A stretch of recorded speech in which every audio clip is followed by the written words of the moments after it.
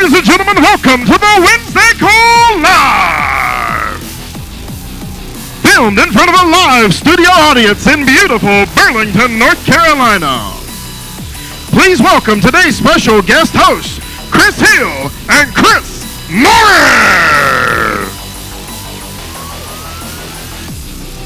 That is me, yes.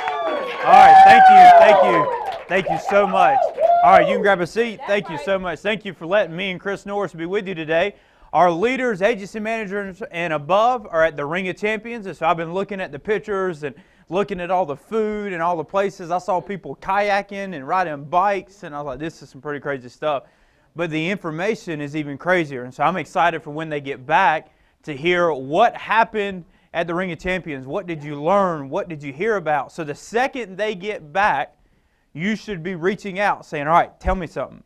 Let me in on something that took place, because they're getting a lot of information right now that's big for you. Now, me and Chris Norris, we've named ourselves C Squared, and so because we are Chris and Chris. And I told somebody earlier, I said, I'm the good-looking Chris, he's the smart Chris, and so you can't go wrong either direction. Hey, I thought it was the other way. It might be. It depends on what day it is. So we're going to go over some recognition real quick, and then we'll turn it over to Chris. All right. So we have our Alaska's year-to-date managers. So you know we have our cruise to Alaska, and so you're earning points. Premium equals points. And so number one, Paul Roberts with 435,000 points on the manager side. All right. Let's see. I've got people. All right, Mia, can you help me with this? All right, I'll read these off. Let's switch over to the other one, Billy, the one for the agents. All right, so with a trip to Alaska, I'm going to read three of them off because they put three on one paper. Make it easier for both of us. Paul and Tamara Roberts. Good job, Paul and Tamara. And now this is crazy. Paul and Tamara, there's their sticker. And they won Seattle at the same time. So they won both at the same time, which is impressive. Adam and Sarah Reith. And then Carrie and Mike Williams, and Jerry and Casey Burbage. All right, if you put those up, very good job. These trips are crazy. And so if you can imagine going on a trip where you're with your friends, but then you don't have to pay anything, and they give you money. My first trip that Andy ever took me on, they gave me a lot of money, and we didn't know what to do with it. I thought, I must just be holding it for them. And they said, no, it's yours. I went home with more money than I went there with. And I was used to vacationing with my wife. I would go somewhere. She would take all of my money and try to spend it before I called her. And on this trip, I went home with money. And they were giving her money. I thought, this is crazy. So the Alaska trip is insane. If you've never been on a trip with more than about 100 or 150 of your friends, you're in for a treat. And so I'm playing, on a cruise ship, hot tubs every night with a bunch of different people, finding different. Last time I was on a cruise, I played basketball with Junior Korea. Junior has no idea any of the rules to basketball, so we had a lot of fun. And it's just a good time, and you create all these memories that nobody can take from you. And you can go on vacation on your own, and that's cool, but you don't have those same memories. Like I've got a memory for the rest of my life. I'll never forget. I was on a trip, and me and Terry Edwards went to get ice cream, because obviously if you're on vacation, you should get ice cream. And Terry Edwards ended up with 2 ice creams in both hands. I lost Terry on the way back to the hot tub. Now, we were going to try to eat ice cream in a hot tub, and I don't know if it's going to work, but I was like, we're on a trip. We're going to try it. But I lost Terry, and when I found Terry, there was a party going on, and Terry was in the middle of the entire party with 2 ice creams, and he was dancing and eating ice cream at the same time. It was Terry, and I looked at Tia, and she said, I don't know what to do. He's in there. I'm not going in after him. It's just stuff like that. You just have a good time. That's what Alaska is. So if you're wondering, should I go to Alaska? The answer is yes. And if you're wondering, do we want you in Alaska? The answer is yes. Look at the size of that boat. We would like to have the whole boat, the entire thing. We don't want to share with nobody. We want it all for ourselves. So that means we need you to be there. And you might as well go ahead and sell and go up to 300,000 points and take people with you. Then 400, take them to Seattle with you. And so you can go above and beyond. So those are the people that have just won. If you could take me to the T-shirt, Billy. I'm scared to touch the board. Thank you. So Andy announced on the TWC last week, and then on the activity call, if you get 2 Contract. So what is a contract or a recruit? That is when you get somebody started and they get their first carrier contract, they count as a recruit. So you get 2 of those and you're getting a t-shirt. I'm not sure if this is the exact t-shirt. I think they're voting on it and figuring it out. But you get a t-shirt. Now here's what's cool. This is a t-shirt you can't buy anywhere else. So you ain't going to be able to go on to Amazon and search Alliance I Got My 2 t-shirt. Nothing's going to pull up. You won't be able to go to any stores and buy this t-shirt. This is like a t-shirt. It's like a badge that you'll wear. And people will be walking in and be, oh, look, they got their t-shirt on. You know what they did? They got their 2. And so you want to be part of this club, part of this team, so you need to focus on getting your 2. Now, you got plenty of time. You can get 2 in an hour. If you try real hard, start calling people. Here's what I would do if I was you. I can tell you a secret. I would call my growing up line and say, what do I need to do to get my 2? And guess what? They'll tell you because they've already got their 2. So they can give you the steps to it. Then you can just follow the steps. And it's just like baking a cake. You can bake the cake, just follow the recipe. You don't have to be a genius. You don't have to be an expert chef or baker. All you got to do is follow the steps. And you can get the same thing that they got. You just got to follow the steps. Be willing to do it. So that's the t-shirt. And then this last promotion before we get Chris up, if you can take me to the hot spot, Billy. I love this. So Billy Crane from Detroit. I love Billy. And Terry Edwards from Greensboro. And I love Terry. I love Terry a little bit more than Billy. We'll just put that out there. Sorry, Billy. I love you a lot. I got the chance to travel around with Billy on Andy's plane, and we went to a couple cities, and Billy did an amazing job. And an impactful story, has a heart for people. If you've seen Billy do any hotspot or any training, he doesn't get up and just talk. He gets up and tries to touch your heart. He gets in there. He gets emotional. He really believes that what he is doing is making an impact, can help other people, and you can see that in his voice and see that in his actions. So Billy from Detroit is coming down to Greensboro, and then Terry from Greensboro is coming up to Detroit. And so the contest is to see who's going to have the most people there. September the 10th, 2019. How many days? How far away are we from that? 2 weeks away. So you got 2 weeks. Now I'm sitting, Billy, I'm in here with Greensboro. Obviously Detroit didn't show up to the TWC today. Long commute. But I'm sitting in here with Greensboro. So Greensboro has already declared that they're going to, words that I can't say, to Detroit. And so I need to hear from Detroit what you're going to do back to Greensboro, who's going to win. And here's one of the amazing things about this. Both sides are going to give everything they've got to win, and both sides are going to make a lot more money because of it. But we want to win down here, you know. So yeah, we hear you, Detroit, but you ain't got nothing on us. So, and then it's after that it's Andy Riddle and it's Stephen Davies that are doing the same thing. So look for that promotion that's coming out. We're excited about what's going on in the Alliance. If you haven't figured it out, we are rapidly growing, and that's because of you. That's because of your growth. And so everybody's starting to put in more. They're putting in their 2. They're getting their t-shirt, which is causing us to explode. Because you realize if everybody got 2, we triple like that overnight. Isn't that crazy? And then a lot of times people look back and say, what was it that made your company triple overnight? And we're going to say a t-shirt. And people will say, what? A t-shirt? Yeah, a t-shirt. And they're not going to believe us.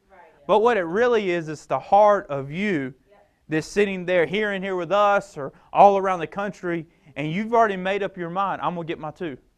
I'm going to get my 2, and that's going to cause us to triple. Some of you are going to get 6, 8. If you're Andy Riddle, you're going to get 20. Brent Swindell, I saw the numbers for the 2020, and he has so far, I was looking at it yesterday because I was sending out texts to people showing them the picture, 9 whip recruits and like 60-some thousand for the 2020, just insane. And doing it at the same time in the last 4 weeks. And so some of you are going to go way above, but everybody's going to do their 2. It's going to cause us to triple. And so we're going to look back and we're going to think, hey, remember that time we were a little company? And Andy said, let's get a t-shirt. And next thing you know, we were like the biggest company in America for insurance. And so that's what you're a part of. We're excited. Now, I have the privilege to introduce you to a friend of mine today. How many of you would like to make more money? Everybody, I'll raise my foot as well. Like everybody likes to make more money. Here's one of the most interesting parts about what we do.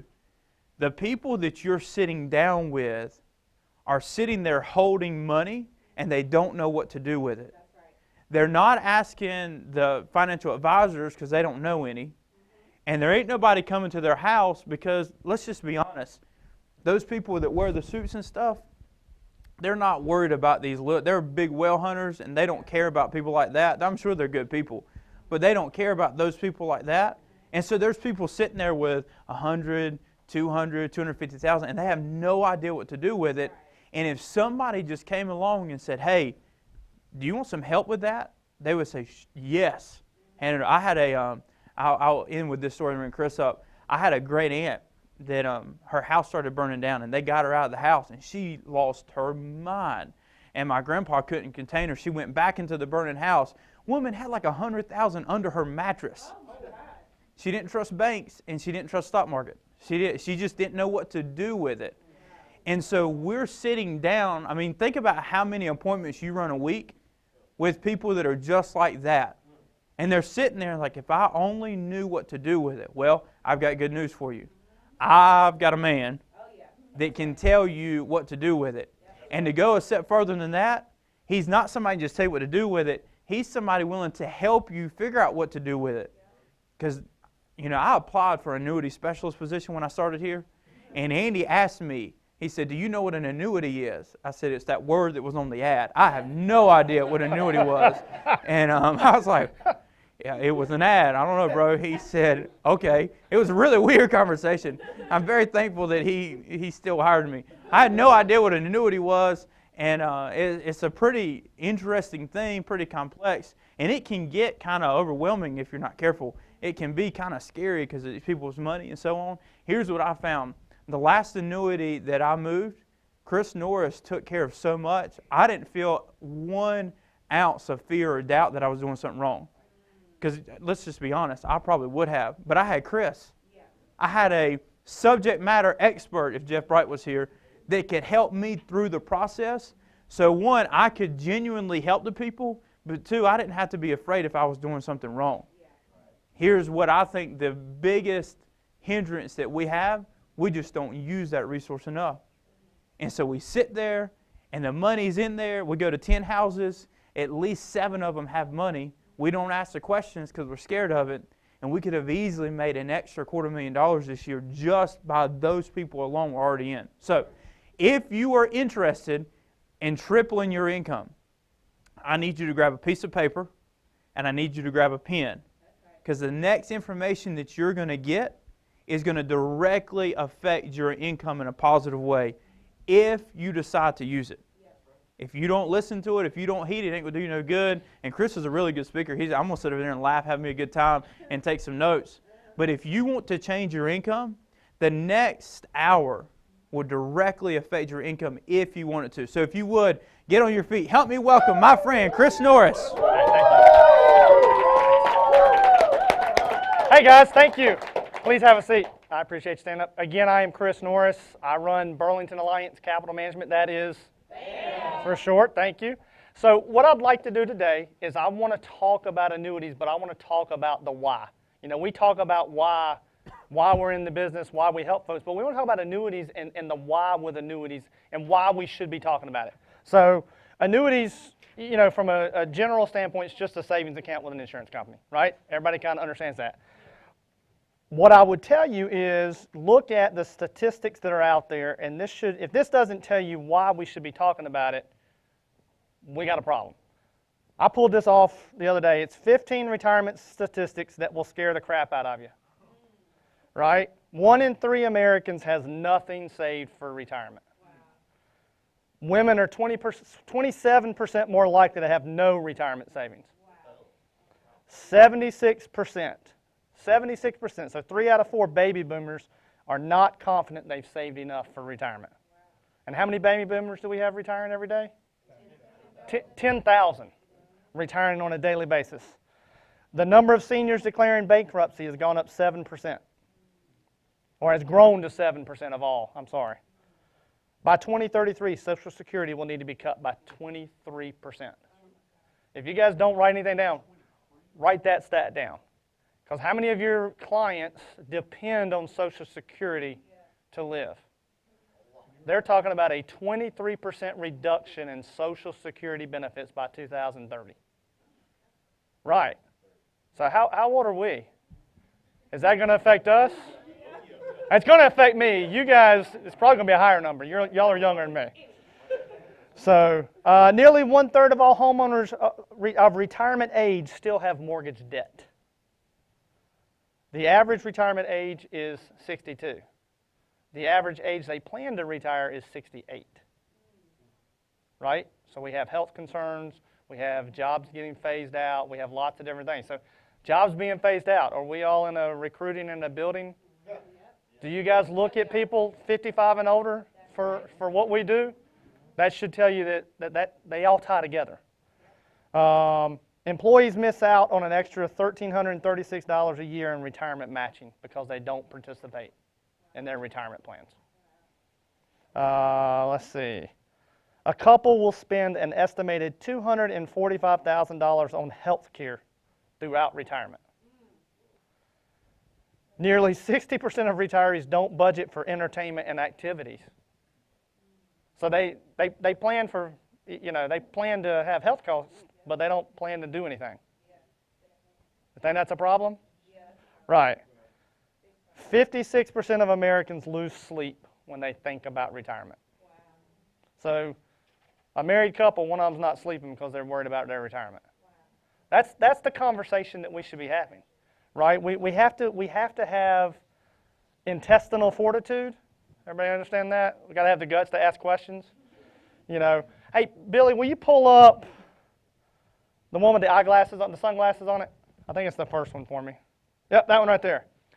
And just take a look at this. So what we did was, this is actually on National Life Group's website.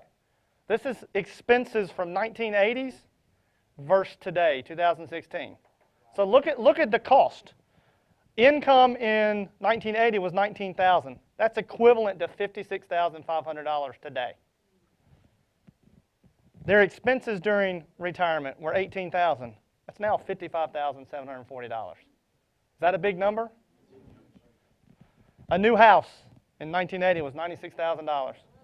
It's now $379,000 on average. A gallon of milk, $1.60. Right? Are retirees drinking milk? $3.98, 2.5 times. Ground beef, 99 cents a pound versus $4.97 a pound.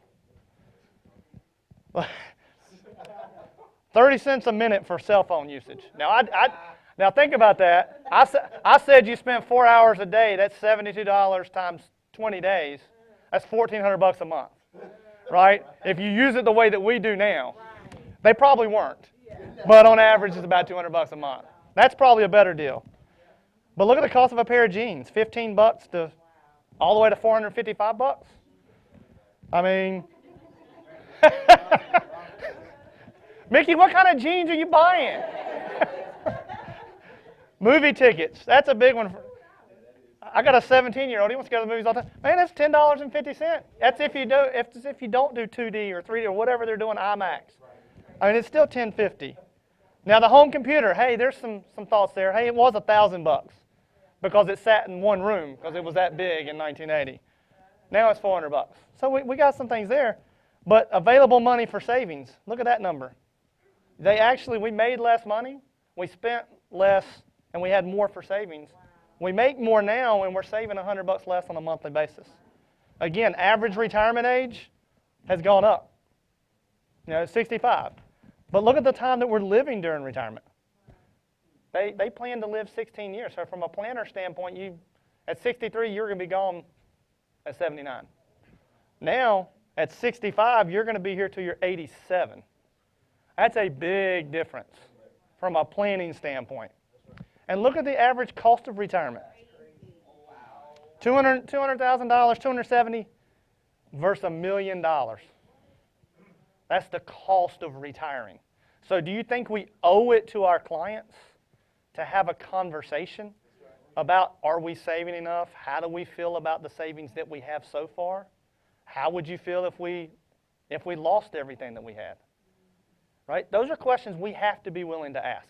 Because again, those are the things that, if we have a correction. Billy, will you pull up the chart that shows the this one?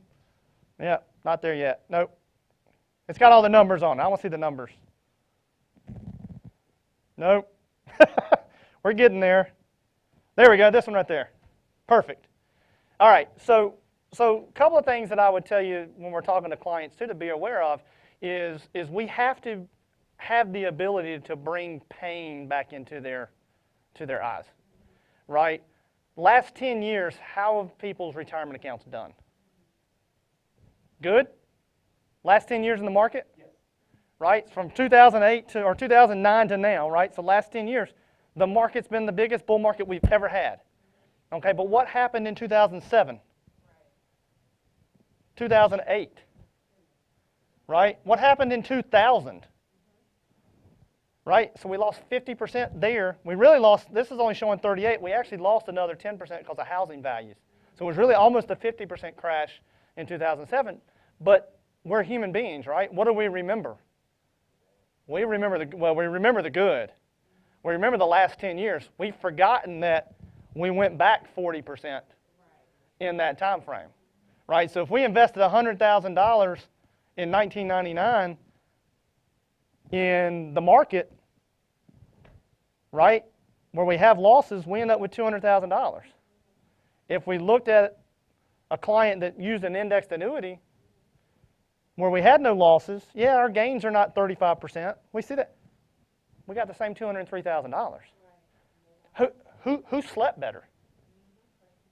Right. I mean, that's the conversation. But we have to be willing to go back and say, hey, tell me how your accounts performed in 2007. How did you feel when we saw those declines? Do you remember that? We have to be willing to bring the pain back in so we can have a conversation of solutions. As agents, and if you're guilty of this, it's fine, I am too. As a brand new agent especially, I think it's easy for us to want to spout facts. All the knowledge that we gain about doing our license and learning about the industry. We go into a client's house and we have verbal diarrhea, right? We just can't help ourselves. We want to tell them everything.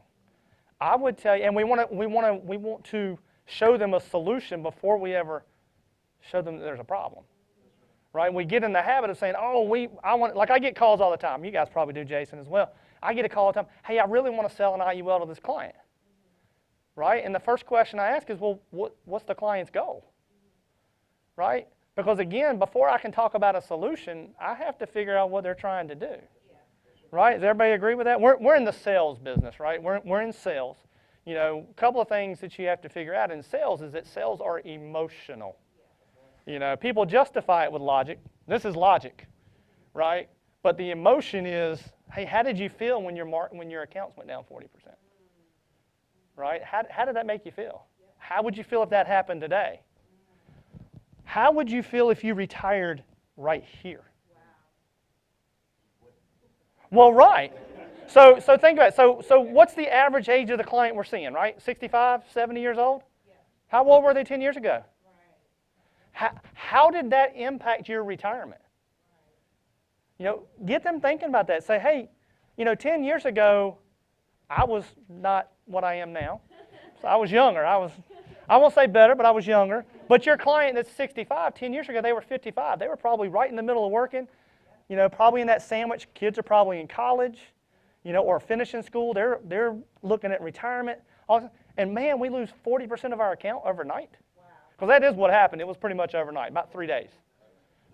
So they lose 40% of their account. The question there is, how did that impact your ability to retire in 2007?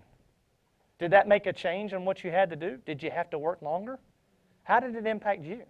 So those are all questions we have to bring back into their memory, right? We have to I hate to say bring the pain, but we have to bring that memory of loss, right, back into them so that they understand the emotion that, hey, if that happened in 2007, is there a chance that can happen today? Do you guys watch the market every day?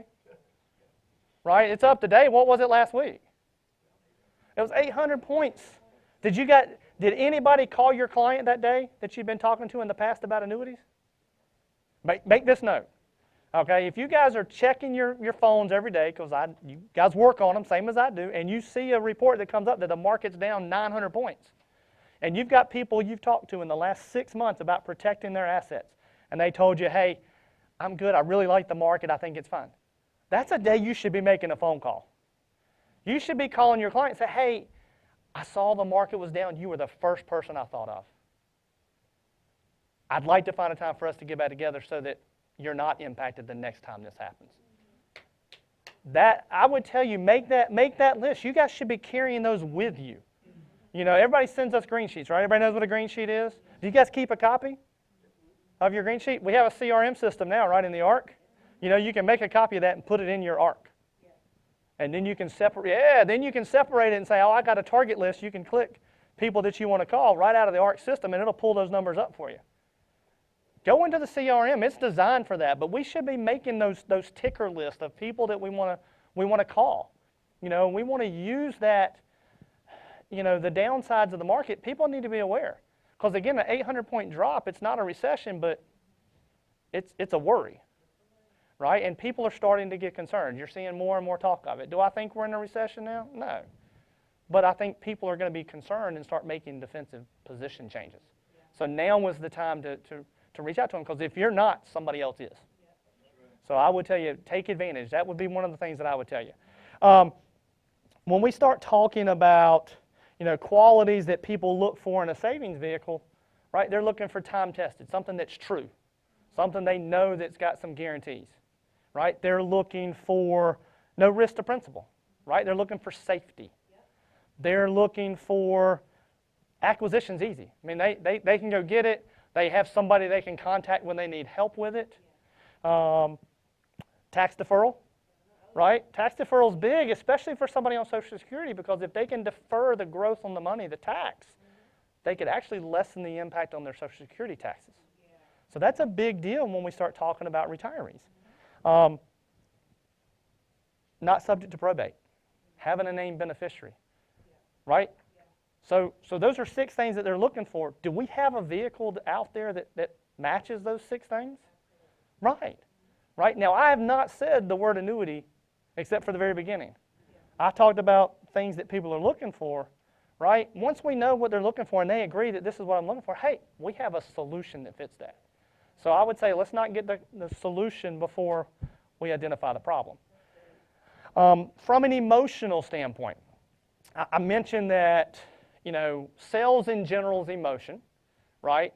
If we're selling life insurance, it's emotion, right? They love somebody. That's typically what it is. They love somebody. What's the emotion on the annuity side? Same thing, right? Fear of loss. Fear, you know, they love somebody. They want to make sure it's there. They got a spouse. They want to make sure they don't lose any more money in the accounts that they've got, so they want to make sure it's there. Fear is a powerful emotion. You know, it covers lots of different things. Greed is another powerful emotion, right? You spend, you know, how many of you guys have been in a house where you've met clients, probably mid to late 70s, that they've got all these retirement accounts and they don't want to spend them, right? And I don't call that greed. I think that's more on the fear side, because they've worked all their life saving, they don't know how to spend it. Right? They don't understand that it's okay to spend that as long as we do the proper planning to make sure everybody else is taken care of. Right? So that's a fear, but that's an education. Right? That's a big part of what we do. So again, we need to get more in the habit of that. What's another fear when we're talking about retirement? Is it longevity? Right? People living longer, I talked about that in all those things. I mean, average retirement age, 65, and now they're going to live another 30 years. They're running out of money. Absolutely. How many of your clients have $1 million? And that was kind of $1 million to $1.5 million was kind of the magic number they put out there. Susie Orman put, and I pulled this one, she put that you need $5 million to retire early. That was her number. She said you need $5 million to retire early. They're saying you need $1 million to $1.5 million to retire now, right? Because it's got to last 30 years. I would tell you maybe approach your clients a little differently because we don't meet people every day that have $1 million. That's not what it is. So we ask the questions, is it the amount of the assets that we've accumulated or the amount of income those assets can produce? Which one's more valuable? It's the income, right? You've seen the commercials, the guys running around with all like the chain with the money, the dollar sign on his neck saying, this is my number. And you walk around with that and you see that. But you never see them go into a store and say, this is my number, I need to buy something. Right? Because they got to have income from that number. Right? So we have lots of different things out there that are designed to generate income. Because that's the whole thing. There are no pension plans anymore. Less than 10% of retirees have a pension plan in place in today's world. I mentioned this in a couple of different places. Look up the Secure Act. If you guys haven't looked at that online, look at the Secure Act and look at some of the proposals that the federal government are putting out in place. They're going to increase the required minimum distribution age so you can do it later. That's one of the proposals in there. They're going to change the stretch IRA, the beneficiary IRA rules. Biggest thing they're doing is they're going to implement 401ks have an annuity option in a 401k because there are no pension plans. So the federal government's mandating a 401k provider put an annuity plan in their 401k. Is that going to change the industry? Do we need to be talking to our clients? Absolutely. But again, stay on top of those things. When we talk about emotions as far as love and how do we position that, again, we're trying to make sure they don't get bogged down in probate. Right? We want to make sure they pass to the people they want them to pass to. They want to make sure that they don't lose the assets, okay, and that they go efficiently to a beneficiary. So those are the concerns that we're talking about. So we talked a lot about those things. So where do annuities fall within that, right? Well, we can give you guaranteed income that you can't outlive. We can give you safety if we have market correction. We can make sure it bypasses probate to go directly to your beneficiary. So those are all things that annuities do. We can't get to that point until we figure out what our client's hot button is. And we figure out where their pain is, where they're trying to solve.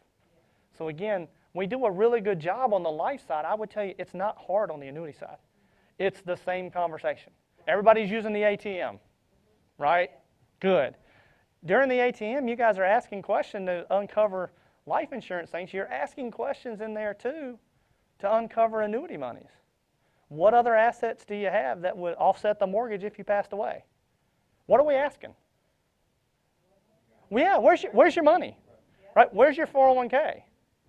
Where is your IRA? And notice I said where.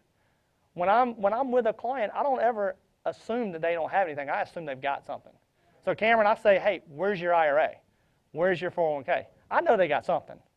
Is that from a current employer or from a previous employer? Right? We want to know what opportunities we have now, but also down the road. Right?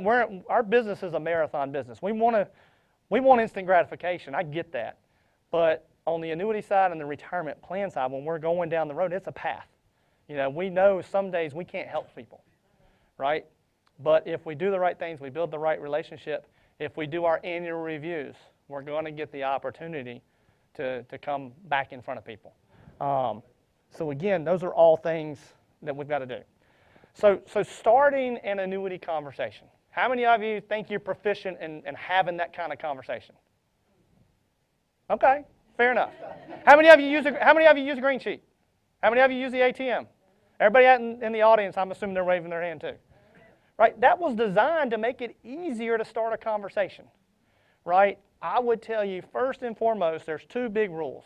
I would tell you, keep it simple. Right? That's the first rule. You told your clients you were coming out to do something. We want to make sure we stay on that path. So keep it simple. Keep the promise that you already made. The second thing that I would tell you is we are in the relationship industry. We're not in the insurance industry. All right? Insurance is just what we end up selling. But we are in the relationship industry and selling ourselves and building a relationship. Right? Because how many of you believe this, and I believe it wholeheartedly, that people might buy from you if they like you. They will not buy from you if they don't. Right? So why do we go into a house and we spend 10 minutes learning about our clients and 30 minutes talking about product? It should be the opposite of that. Right? We should spend 30 to 45 minutes learning our clients' information, building a relationship. Because until we have a relationship, we don't have the right to ask the questions. Right? So we have to build that relationship. If you look around the alliance and the top guys that are writing the top amount of life insurance and they're writing the annuities, Brant Swindell is a really easy one to talk about. I think he is probably the best agent I've talked to at building a relationship. I mean, he is very, very good at getting his clients comfortable with him, getting them comfortable having a conversation, and then if he wants to bring me in, he's very good at segueing to bring me back into that conversation. And again, it's all relationship. It is all about the time he spends on the front end. I mean, you guys may or may not know this. He sends me pictures eating dinner with his clients just to taunt me. He's like, yeah, I'm here. It's like, we're eating dinner again. You know, he does that but I'm good with it. But that just shows the time and the relationship, the level that the client's respecting. I mean, that's the biggest thing that we get out of that, is that it's all about mutual respect and relationship. So I would say we have to do a phenomenal job in the relationship side.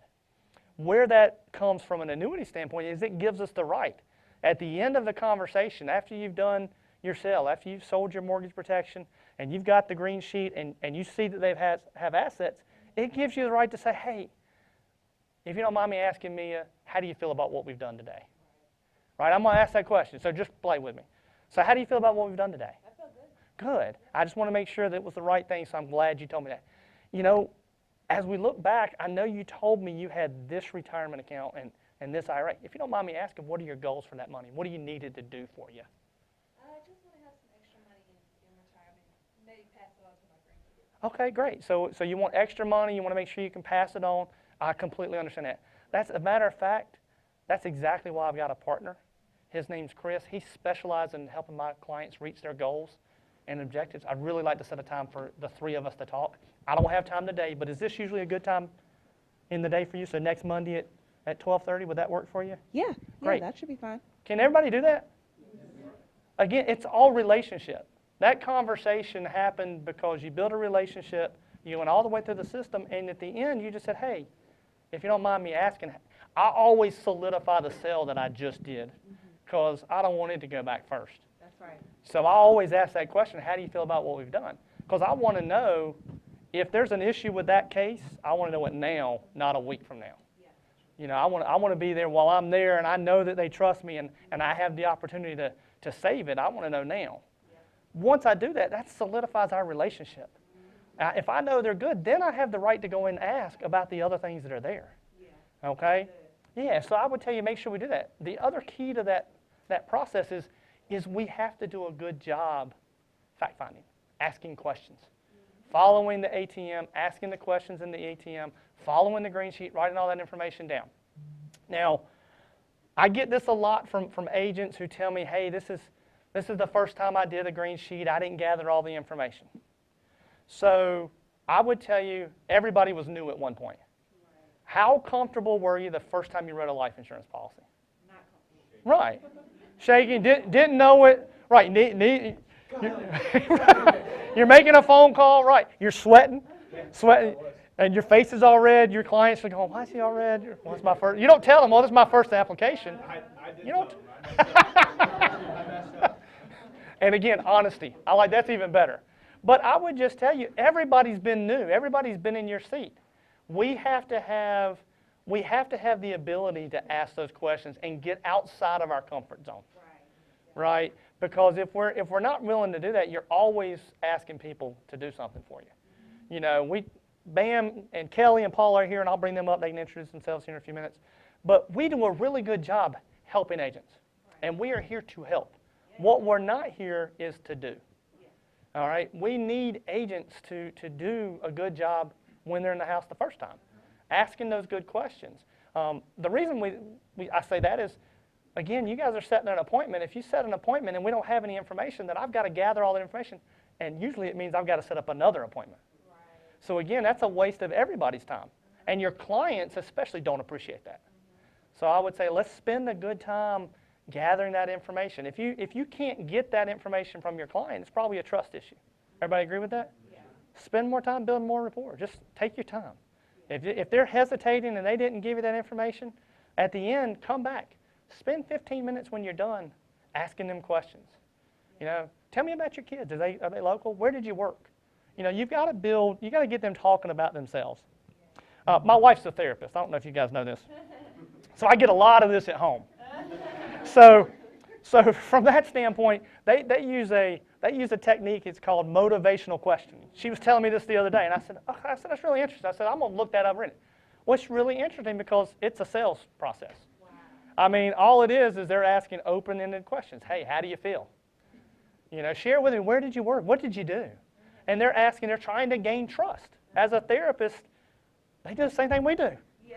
They're in a house or they're with a client in their house. They're trying to gain the trust to build a relationship so that person will open up to them.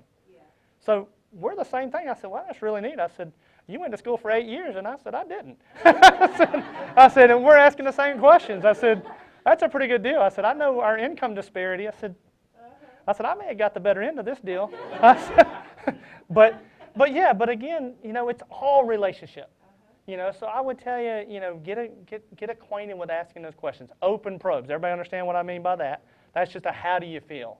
How would it impact you if? It's not a close. It's not. We want to close when we're trying to sell something, right? Do you know what I mean? Yeah. So we want a yes, right? So we want to elicit a closed response when we're trying to tie down something. So is that fair? Yeah. Does that make sense? I mean, those are all tie downs when you're trying to tell the client, hey, I'm trying to move you this direction. That's a closed probe. When we're trying to get them to talk to us, we want to talk about, hey, how do you feel? You know, how would you be impacted? How would it affect your retirement if you retired in 2008? Or if you're retiring next year and that happened again? Because again, you know, from a cycle standpoint, it happens about every 10 years. Right? So if you guys got any clients that are 62, 63 talking about retiring? Good conversation, right? How would it impact you if you lost 40% a year from now? A week from now? You know, if I could show you a way to make sure that didn't happen, how would you feel about that? So again, we're just trying to have a conversation and open up those doors, you know, from a relationship standpoint. So I would tell you really, really, really focus on building good, strong relationships. I would tell you as well, have confidence. I mentioned this earlier. How many of you were confident the first time you sat down with a client, period? Nobody was. You didn't know what you were doing, right? You go to class or you do the online test and it gets you a license, but it doesn't tell you how to deal with people. And I mean, right? That is not what it does, right? Being in front of a client, you learn pretty quickly. I mean, it's on-the-job training. That's right. So I would tell you, have the confidence. I would tell you, Mia, before we met, you had no idea how long I've been in the business, right? Yep. I have no idea how long you've been in the business, right? So a client, when you're sitting in front of somebody, they have no idea how long you've been doing what you're doing unless you tell them.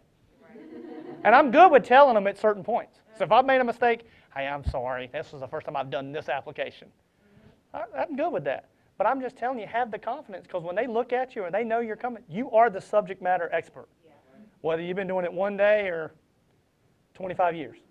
Right. They don't know. They're the person, they're trusting you to do that. So again, have confidence. Again, Chris mentioned it when he was talking earlier. If you look around the alliance in general, look at the tools that are in place. Right? Look at when you're in a house, what are you supposed to do? If you get stuck, what do? Make a phone call, right? Call your upline manager. If you're talking to annuities or you're looking at, you know, clients' portfolio you don't know, who do you call? You guys call us, right? I get calls all day long. We're good with that. But that's the system that's in place, right? Use the tools. Use the resources. Chris said that earlier. All of the information that we talk about and all the resources that we have available are only good if you decide to use them, okay? So from our standpoint, I would tell you, get us involved, get me involved early in the conversation. It is much easier for us to have a conversation before we have a problem and try to undo something. Right? Because if I go in and you guys have already told them, hey, we're going to get a 10% bonus and it's going to do this and this, and we come back and have a conversation and they want the money to grow, they don't need income. Well, we got to step back and take away that bonus and sell them on the fact that, hey, that may not be the right thing, and then I'm making you look not so good. So we all want to be on the same page, so don't paint us into a corner. Right? Same as you do on the life insurance side, right? Don't go in and say, well, you need to buy this forester's product. What if they don't qualify for it? Right? So we don't want to go in pitching solutions on the front end. We want to go in with our eyes open and our ears open so we listen and they can tell us, hey, what they're trying to accomplish. Then we find solutions. So again, that's where I think the confidence comes in within that standpoint. All right. Follow the ATM. Follow the system that's in place. What I find, and you guys as agency managers and key leaders, as you guys hire people, do you guys find agents that struggle gathering information? Right? Why is that? They don't build rapport. They don't follow the system. Guys, I don't know how much simpler it can get using the ATM. I mean, you flip it over and I can read. If I can do that, I can pretty much follow the ATM. All we're asking you to do is follow the ATM and ask the questions that are in there. Right? Write that information down. Fake it till you make it. Especially as a brand new agent. You can read and you can flip the pages over. Do that. So we have to follow the ATM. We have to follow those guidelines that have been in there. Use a green sheet. Use a green sheet, use a green sheet, use a green sheet. Use it in every house. Okay? Get in the habit of using it in every house because you're never going to know which clients have money and which clients don't. You can't drive down the street and point at a car and say, this guy's got money. Because all the money may be in his car. Right? Or they may have $100,000 under the mattress. Because they don't trust banks. So you'd never know that unless you build enough trust. And my guess is that's going to take a lot of trust if they're keeping it under the mattress. Right? The ATM, the green sheet, those are all tools designed to make it easier to gather that type of information. So again, I would say, hey, make sure we're doing that. As a growing business, as you're recruiting agents and as you're building a team, you need to get a copy of the green sheets that your agents are filling out on a daily basis. Tells you two things. Tells you first if they're having an issue in the house, right? Because I can tell you in a green sheet where they get stuck in a house, right? If I don't have any assets listed and I don't have any of that stuff in the middle part of the green sheet, Billy, will you pull up the green sheet for me? It should be on here, and that way everybody can see it. Yeah, if you're getting stuck right here in this middle section, that just means you're not confident asking those questions. You're not even asking the question, what other assets offset the mortgage if something happened to you? You're not even asking. I put it on the green sheet so you don't have to remember it. Right? It's in the ATM too. I mean, we tried to make it simple, but if we're not getting this, it just means we're not asking. So it's a training issue. So as a manager, as you're hiring somebody, you're going to know that. When you see that and you say, hey, I can't get this information, or they're not telling you any health, or we're not asking, that's why clients are getting declined, because they're not asking. It's a training tool. That should help you train your new agents. Here's the second thing it does, is if your agent's telling you, I've got 20 appointments, and they give you 2 green sheets, we probably got an issue. Either they're not doing them in every house, or they're not seeing 20 people. Right? So again, it lets you inspect what we expect. Right? The biggest problem we have from a failure standpoint is just people don't work. Right? This business is not hard, it's just not easy. Right? It takes 4-letter word, right? It takes work. I mean, unfortunately, the work we put in here is setting appointments, going to see people. If we don't do those things, again, you're going to know it pretty quickly. So that's why I said you need to get a copy of the green sheets. I mean, that is absolutely a must. As far as the last thing I will tell you that I think is key for producing annuities and finding this is we've got to get good at booking a meeting from a meeting. Okay.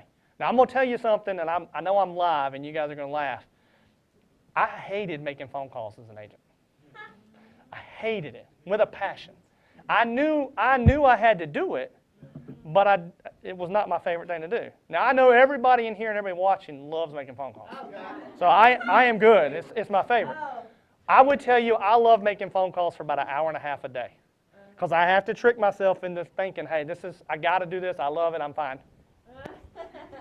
You know, and I'm making phone calls. I'm smiling down.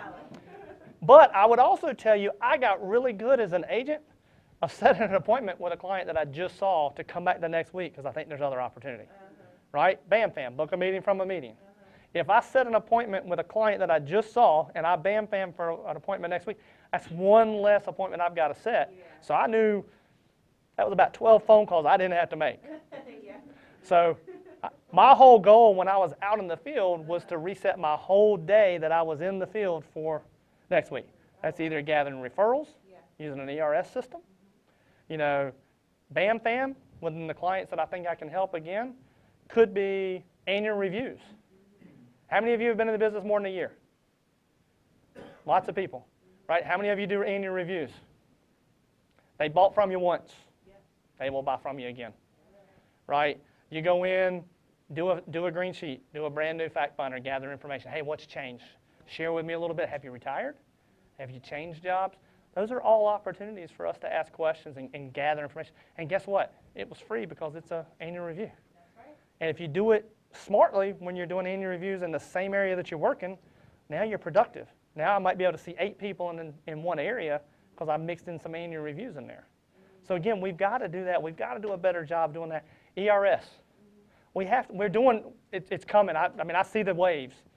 ERS system is coming on board. I mean, they're getting fired up. I'm awesome with that. I think that's great. Same deal. I want to use the ERS to set my appointments for next week. You know, I want to call when I'm in the house, get an introduction.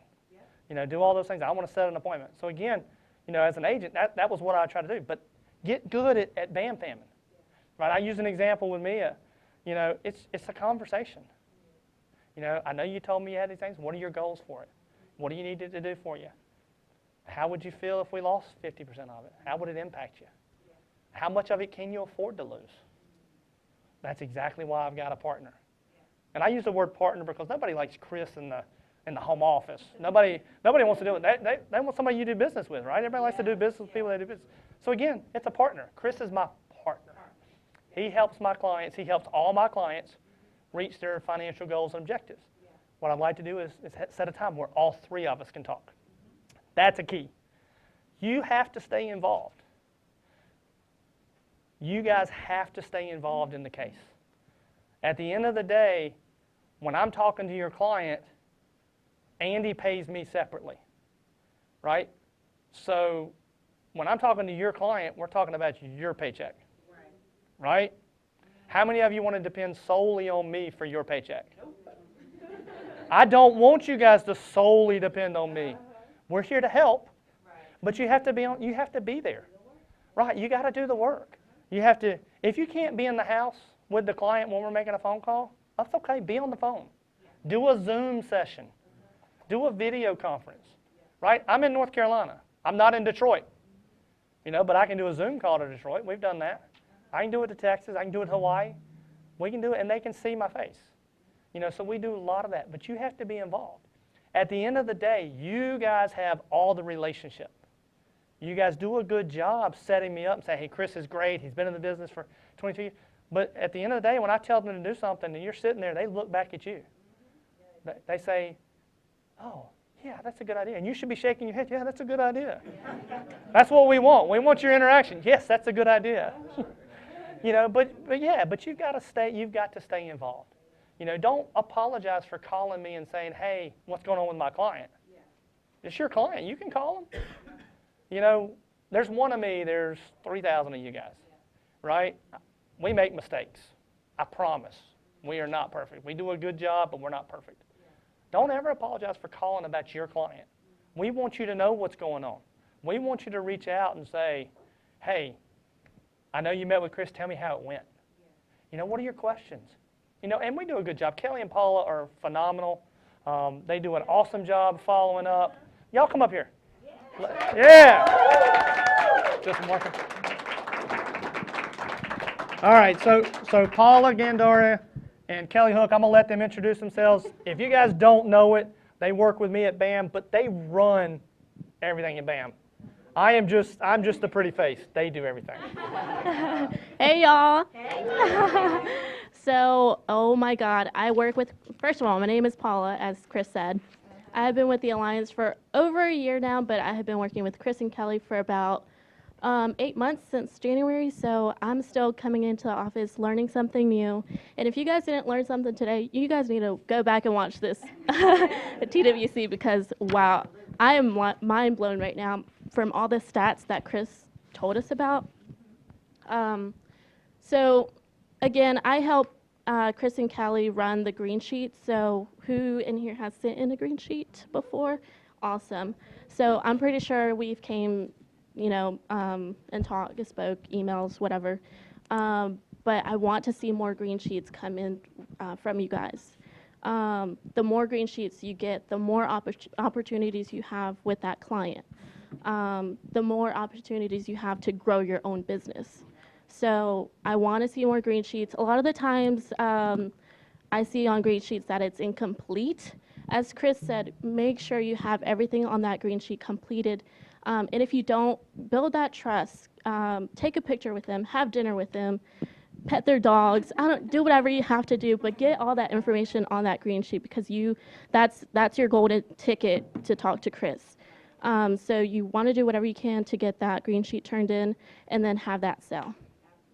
So I'm going to turn it over to Kelly so she can introduce. Do one more favor. Yes. So you're going to do a new call, is Yes. that right? Can you tell everybody about that? Yes. I'm going to start a national green sheet call on Tuesday of next week. So I'm going to go through the green sheet explaining how to fill it out, what questions to ask. So I'm going to break it down for you. If you guys have questions or concerns about it, just let me know, and we can go through all of that. And that's going to be once a month, the last Yes. Tuesday of every month. The last Tuesday of every month. So as you're hiring new agents, We want those new we agents want those new to be agents on to the get call. on there because then they'll understand what the green sheet process is, where we see issues, questions that they can answer, Yep. questions they should be asking, Yes. where we see, Yes. trouble areas. And we'll, again, it's going to be a lot about the green sheet, but we'll add some other things in there as far as, where we see on policies, where we see things deficiency. But again, she's going to run that call. Again, get your new agents on there. It's going to be once a month. So as you're hiring, I know we're hiring agents every month. We want them to be involved with that because that's going to make it, from a training standpoint, it's going to make it much easier on you guys as well as us to have a central point for them to have a lesson on filling out the green sheets. Right. It will be at 1 Eastern time, 1 p.m. Eastern time. And we'll blast that out. Yes. That way so everybody you'll has have that. all the details. But we want to help you, so help us help you. So I'm going to turn it over to Chris or Kelly. Kelly. Hi guys, my name is Kelly Hook. I was not as prepared as her to have this speech, so I'm gonna kind of wing it if that's cool with y'all. I've been with the Alliance for over 3 years. I got the opportunity to move over to BAM, and much like all of you, I knew nothing about annuities when I came. I was like, wait, I have to run an illustration for a what now? I don't even know how to spell that. So being able to move over to BAM, I have learned so much now that I think life is hard. Annuities to me are easy now. I'm like, oh, why did I ever want to do life? Annuities, I can do this. No medical questions. All right, we're good. So just my main point is for you guys who think annuities are complex or complicated, as long as we stay in that bubble and we don't want to branch out, we're going to always feel that way. Because I was that person. I'm mainly speaking to myself right now, not y'all. So I needed to branch out. I needed to understand that I was limiting myself. I was limiting my abilities, my knowledge, my education. I was making myself lesser because I was telling myself I couldn't do something. And I was absolutely right. If I can't do something, that's what I'm going to do. I'm not going to do it. So the more I told myself that, that was the truth. But the reality is it was going to be what I wanted. And for me to take that step forward, I then started to grow who I was, not only business-wise, but as a person. Because now I'm not giving myself that excuse. I'm able to own it. And that's just what we have to tell ourselves, that we're able to do what we don't think we can do, because the only person who's in our way is us. And thankfully, we're all here together. We all want to prosper, and we all want to help each other grow. I'm never like, God, Mia, you just sold a policy. No, I'm super happy for her. And I know if I came up to her, I was like, girl, I just sold something. She would be so happy for me. That's what the Alliance is. We all are happy for each other. We all support each other. No matter what it is, whether you did a $500,000 annuity or whether you did National Life doing $100 a month. The amount doesn't matter. The fact is you did it. And that's what we're here for. We're all a support system. So as he was saying, we want you guys to use us. We want you to leverage us. We want you guys to know how to use us to grow your business. Because you're one person. What happens if you have this person over here, this person over here, and this person over here? Your business is going to triple, girl. So we want that, but we have to talk to each other. But more importantly, we have to believe in ourselves. So I'm going to turn it back over to Chris and just going to give him a reminder that he has like 3 more slides he needs to hit on that he kind of skipped over. And bye. Thank you. What did I tell you? I told you they run everything. They don't need me. I'm just here to make phone calls.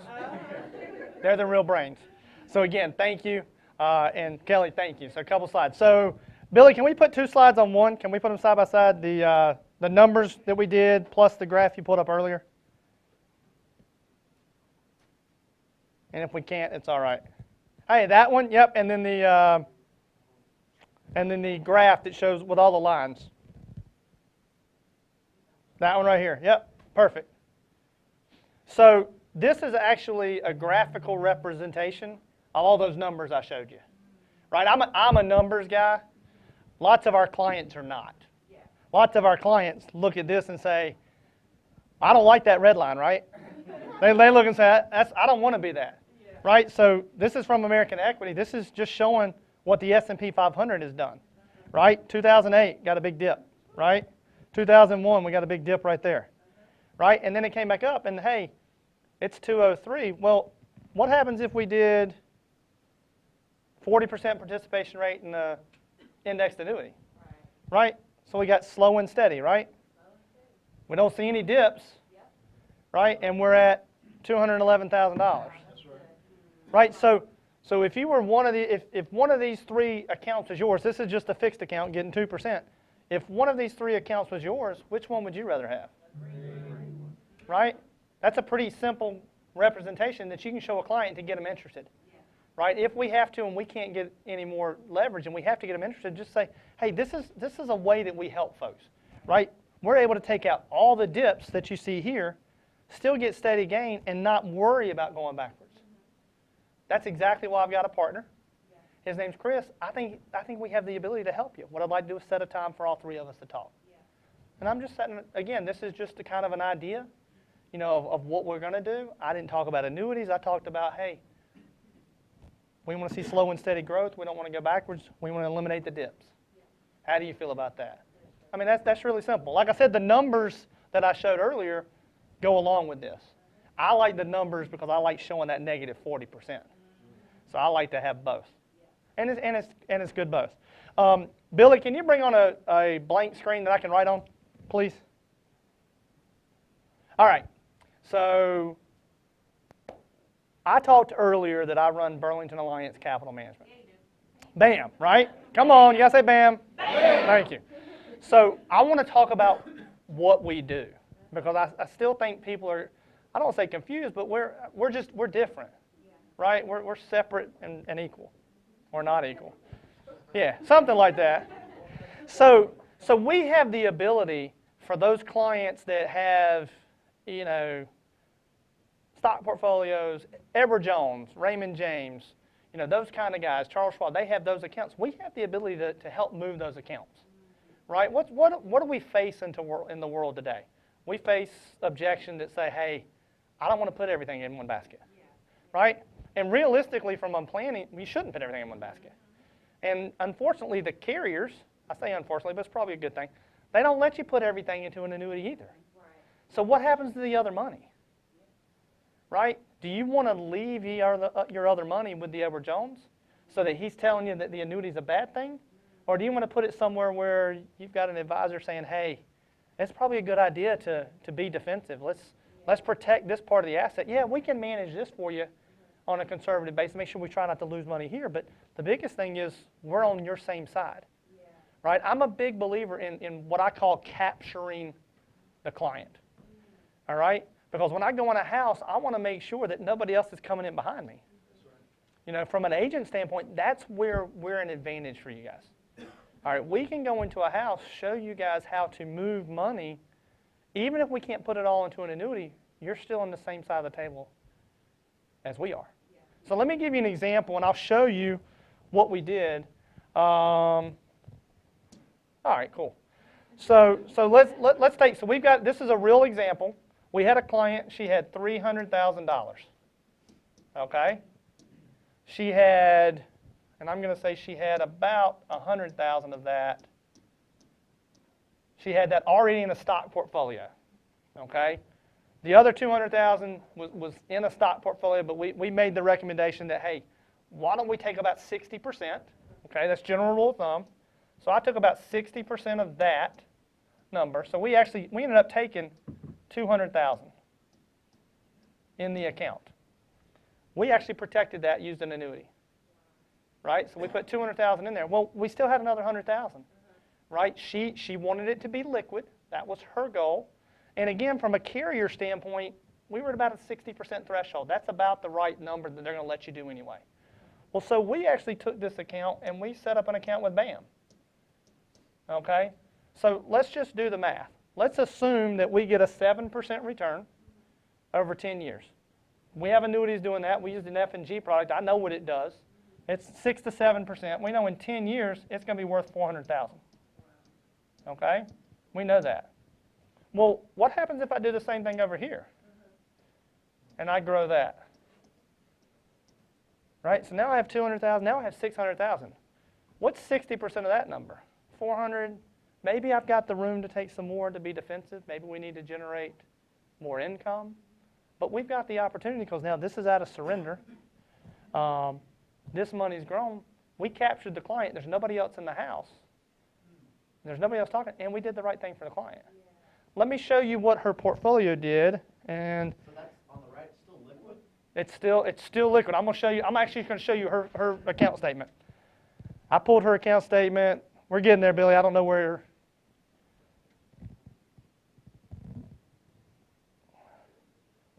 Yep, that's it right there. So you can see she's taken out, she's taken out $21,000, right? As of January. So she had 102 in January. I told you about 100. She's taken out 21,000. We still have 86,000. Okay, she took out $500 yesterday. So I couldn't print that report. Sorry, I was trying to because it was at 86,267. This is as of July 31st. There should be one more statement. Do we have the other statement? Should be one more. Yep. This was her account yesterday. I told you she took out $500, so I couldn't show that. So it's 86,621. Pull the other one back up for me, Billy, for 1 second. 86,621. She was at 86,267 the beginning of July. What happened in the market last week? But she's up $400, right? 100% liquid. We do have it invested for her. 100% liquid. She didn't lose money in that 800-point drop. We have her ultra conservative because she's an older lady. She didn't want to lose it, but she didn't want to put it into an account that didn't earn anything, right? So do you think we've solidified the sale for this client as well as the agent? That's what it's all about. We're a proponent for you guys. We're here to help. Okay, when we make recommendations, this is a real-world example of the recommendation we made. It allowed us to get the $200,000 annuity because we had plenty of liquidity for her, which was a big concern. So again, that's the advantages that we have. Cameron, yes, that's invested. I know you, and it's 100% liquid. I've got to sell it to do it, but it's not aggressive, again, based on what she was trying to do. We put her in a position that we accomplished all her goals. We're not taking an overt amount of risk, and we got the agent paid. That's what we're here to help you guys do. So again, that's an example. I want to make everybody understand how we do and how we help folks. So if you have questions on BAM and how we help, reach out to us. There should be our contact information is a slide somewhere on here. Should be our contact information, Billy, if you want to put that up for us. Hey, look at that. So easiest thing for everybody in here, everybody watching, if you just text to 336-221-3796, if you text BAM to that number right there, we'll send you the office phone number, which is there, and we'll send you our Simply Book Me link. It's all up here, but again, you can just text to that number and we'll send it out to you. Will that send the We are going to send that. It will send that. So everybody that's on that text blast will get the national conference call that's coming up, the Green Sheet call once a month. You'll do that. We'll start letting you know too, because I'm hosting the product call at least once a month. So we'll make sure we blast that out on there as well. And again, it's the same number that you should be getting blast on already. So, but again, if you text BAM to that number, you'll get all our contact information. Guys, I appreciate the time. I know we hit kind of just high-level sales things. Reach out to us. We're here to help. I am going to turn it over to my good friend Chris. He is going to light you guys up. I know he's got some stuff he's going to talk about. And continue. All right. So, take the information and then use it. What is it? Education without application is useless. Yes.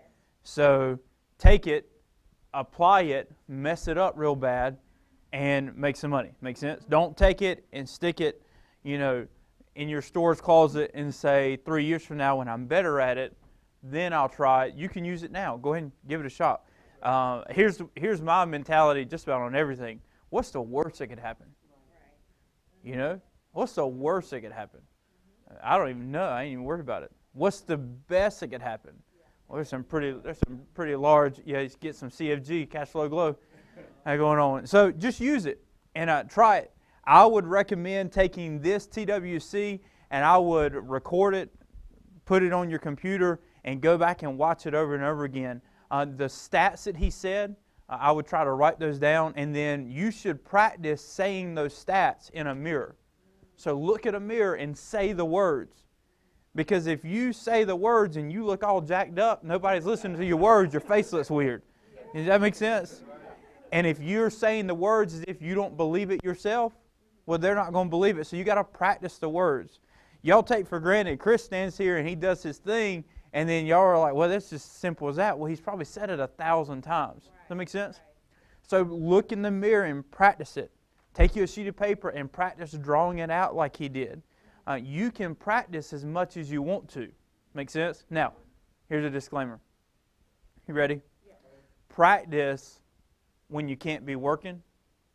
So you know how some people practice all day and then sleep all night? And then they call you and say, I ain't made no money with y'all. Practice at night. At 10 o'clock, sit down and get to practicing. When you can't be out there. Well, if you're Brent Swindell, you can still be out selling insurance. But most people don't sell insurance at midnight. You can be practicing going over these words, all right? Use the information, watch it over and over again. Albright listens to audios multiple times, meaning he listens to it over and over and over again. And then he'll come back and listen to it. I can't tell you how many times I have caught him listening to audios from 20 years ago, and he has listened to them 10, 15 times. And so you don't catch everything on the first time. And so there was a lot of information today. You didn't catch maybe 30% of it. To be completely honest, that's not saying you don't know what you're doing. It's just saying you're a human. If you're like me, you caught probably 30%. So you got to go watch it again, get the information, and then practice and use it. All right? Now, I'm going to give you today just a little bit of information. 7 decisions that determine personal success. 7 decisions that determine personal success. One of my most favorite books that I've read of all times is The Traveler's Gift by Andy Andrews. If you have not read that book, I would highly recommend you read it. I've read it and I listened to it. If you go on Audible or Scribd, Andy Andrews it's a read by the author. And so if you have never heard Andy Andrews read his own book, you should do that. It is pretty impressive. I've listened to a lot of his books on Audible that way. So 7 mindsets, 7 decisions that we need to make for personal success. All right, number 1, and it is 16 minutes until this is over. And I just text Amber, I'm actually hosting the activity call. I think we both are. So I don't know. So I know I am. I think Chris will be there with me too, just because C-squared we can't separate the square.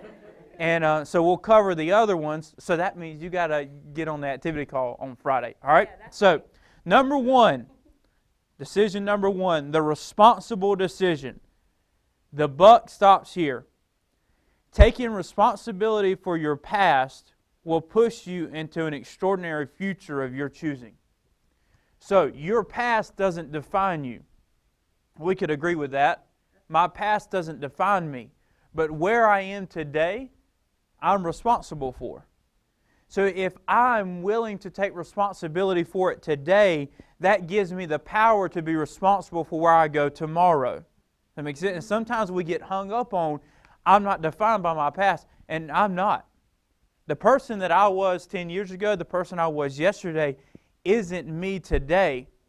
But the person where I'm at, I'm responsible for it. And until I take responsibility for where I am today, I can't be responsible for where I'm going tomorrow. Does that make sense?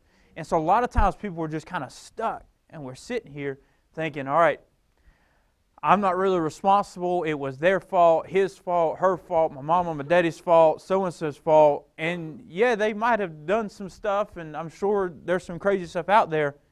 But if I'll take responsibility for today, then I can also be responsible for tomorrow. If I don't have responsibility for today, somebody else has responsibility for my tomorrow. And I want to be in control of my tomorrow, not someone else.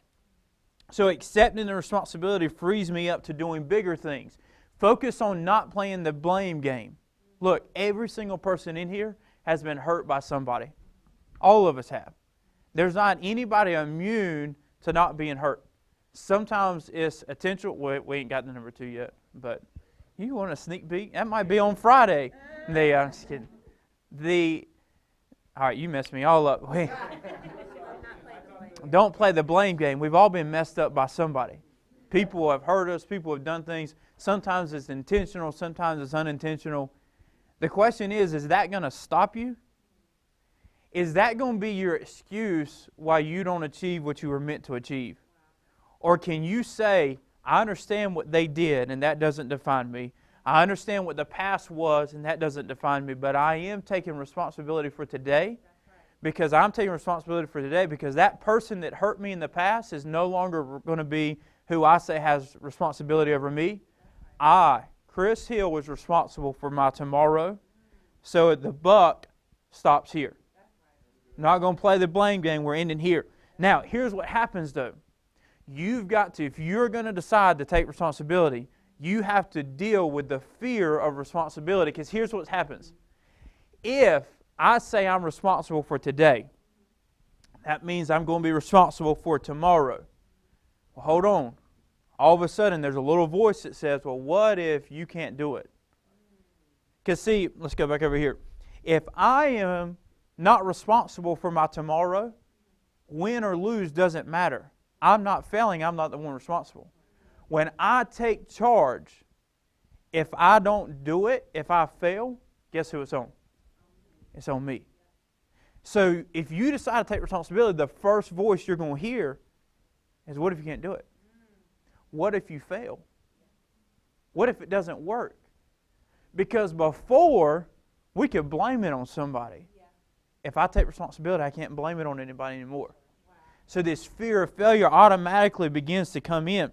So here's what we've got to think about fear. I've got to confront it head on.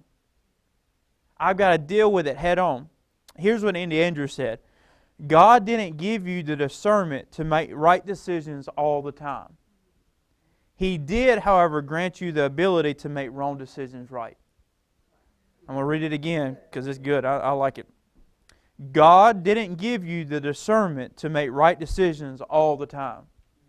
He did, however, grant you the ability to make wrong decisions right. Some people are stuck on today because they want to make sure they make the right decision. Let me help you. You probably aren't going to make the right decision. If you do make the right decision, we're all impressed. Like, man, you see them? That was pretty cool. And we're intimidated by you because we've all made the wrong decision so many times. We've gotten comfortable with it because I'm not supposed to make the right decision every time. I am, when I make the wrong decision, supposed to make it right. That makes sense? And so much of the world is waiting right here saying, when I can make the right decision, then I'm going to make it. And they wait at that bus stop for their whole life. And then there's other people that said, I'm just going to get on the first bus that comes. I'll fix it when we get to the next stop. And they've already moved on in life, and we're still waiting here. So failure is not a problem. Failure is an opportunity. What can you learn from failures? What can catapult your successes through failures? how can you really consider failure to be a bad thing if it teaches you something that changes your life? See, failure, most of our greatest things in life comes from our failures. You don't really get a lot from your mountain experiences. You get them from the valley. You ever look to see what's on top of a mountain? Snow. Rock. There's no pretty flowers on top of the mountain. It's all in the valley. It's in the bottom. It's when you mess up. It's when you screw up. And when your family and friends say, what are you doing? Do you realize how dumb you look? And they make you feel like this big. That's when you start to get these failures that really teach you something. That make sense? So, when that voice comes in and says, if you're going to take responsibility, what if you fail? Oh, please, I hope I do. I hope I fail. Because if I fail, that means I learned something. And if I never fail, I never really learn anything. And if I can never mess up, how can I ever be great? I don't want to be stuck at good. If I want to get to great, at some point I've got to mess up. Second thing underneath this, still not point number 2, Nick, sorry. You have to embrace the gift of adversity. Embrace the gift of adversity. 3 things that adversity gives us. Number 1, adversity strengthens your problem-solving skills. Adversity strengthens your problem-solving skills. All of us that have children know that our children have to face adversity. Now, we define it differently. Currently in my house, adversity is when I build a Lego tower, it falls over. That's adversity. Mostly because one of their sisters is kicking it over. That's adversity. Daddy can't fix it every time.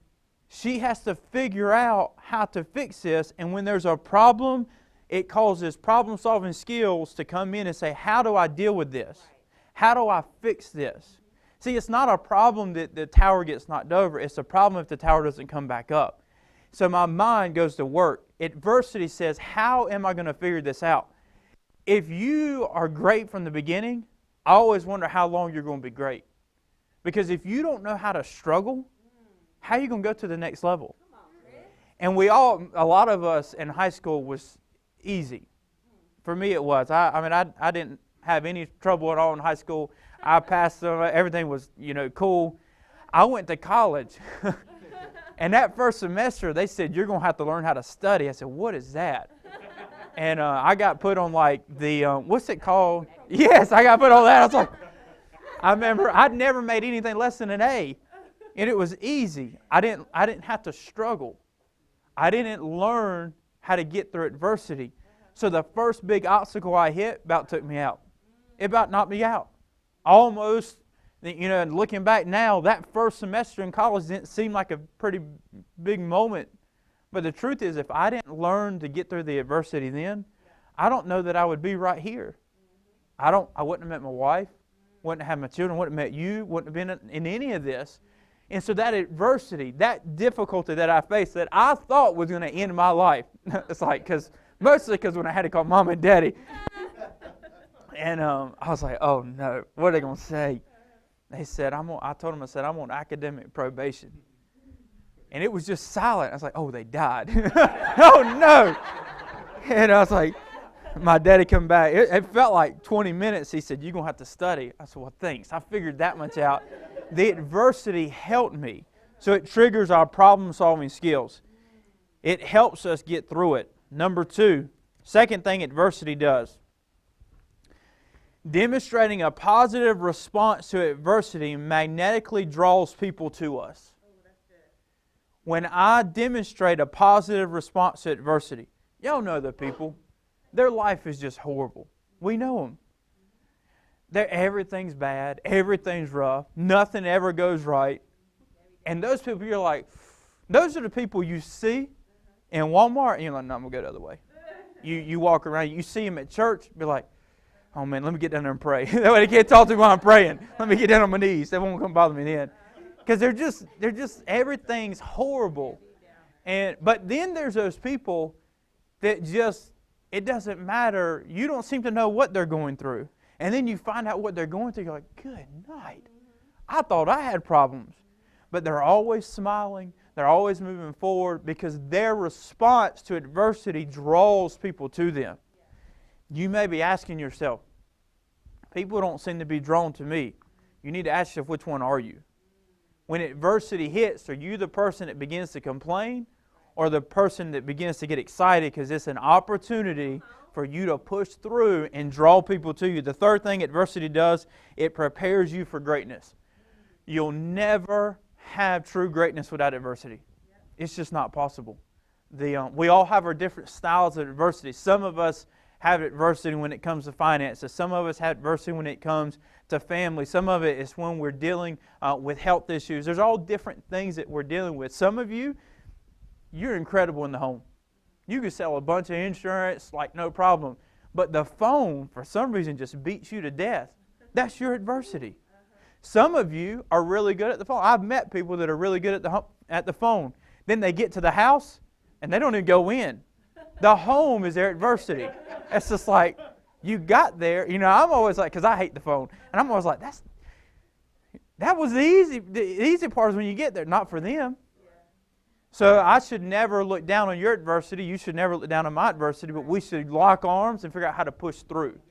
Because the only way to be great is to deal with the adversity, to get through the adversity. You get to make that decision. In times of adversity, you don't have a problem to deal with. You have a choice to make. The adversity has nothing to do with it. The adversity is just your opportunity to overcome. Please, do not neglect your opportunity to be great. The easy road. You know what the easy road looks like? Quitting. It looks like not doing your activity numbers. Here's what the enemy says. You're not going to book that many appointments anyways, so you might as well just move on. You're already going to let them down, so you might as well just, if you let them down and you're supposed to book 20, if you book 18 or if you book 3, it doesn't matter to them, you still let them down, so just stick with 3. And you took the adversity in front of you, and you said, instead of dealing with the adversity, I'm just going to go this way. And then, here's the sad part. Sometimes it takes you a couple years to realize you've been avoiding adversity. And you can't go back in time and start over. You lost that time. Does that make sense? So there's one thing, and I think we're only going to get through one of the decisions today. And so then you tune in on Friday for the activity call for the other 6. But there's one thing for you to take away from my piece is look for the adversity. It's not a problem, it's an opportunity. When it gets hard, that means you're going the right direction. Oftentimes, my children, when it gets hard, that's when they say, Daddy, come on, I don't want to do this anymore. But that's when, at most, I need to back away and let them figure it out. And when it gets difficult, you're not supposed to quit, you're supposed to overcome. When it gets real, real bad, you're supposed to push through, not back down. And so you have within you the capability to do more than you can imagine right now, but you've got to be willing to fight adversity. You've got to be willing to deal with it head on and fix it and finish it. The things you're dealing with right now are your opportunities for the greatness that lies in tomorrow. If you get stuck in today's adversity and you won't overcome it, it's like that movie Groundhog Day. And you keep living it over and over and over again. Now, I think the Disney version of that one is when they figured out their lesson, then they could move on. Figure out your lesson. The lesson's not quit. You know quitting is a habit just as much as pushing through is? Which one reflects you? Because you get to decide. It's your choice. So when adversity faces me, when the fear hits me, I can make a decision to move through. I'll hit you with a Bible verse and I'll be done. Daniel, if you read the book of Daniel, remember the guy that he kept praying, they threw him in the lion's den, and he made the lions his pillows, and he didn't die and all that stuff, and God delivered him.